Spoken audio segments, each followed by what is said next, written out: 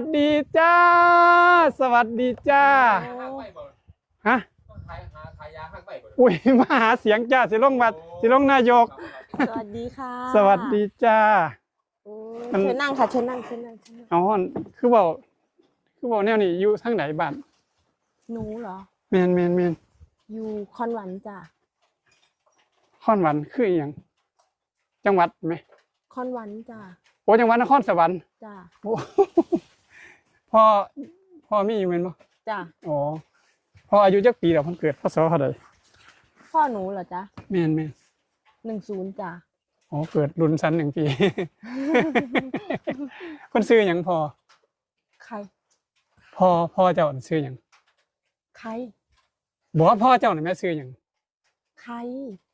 เอ้าสิถามใครพ่อของเจ้าน่ะซื้อหยังสันเด พ่อหนู จ้าน ายใคร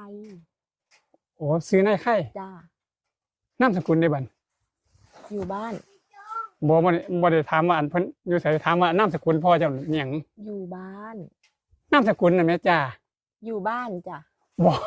ฉันถามว่านามสกุลพ่อเจ้าน่ะนามสกุลอิหยังซั่นเด้นี่ อุ้ยพ่อหนูน่ะ ชื่อนายใครนามสกุลอยู่บ้านจ้ะ อ๋อนายใครอยู่บ้าน จ้ะ โอ้ยปวดหัวตั้งแต่จังหวัดพุ่น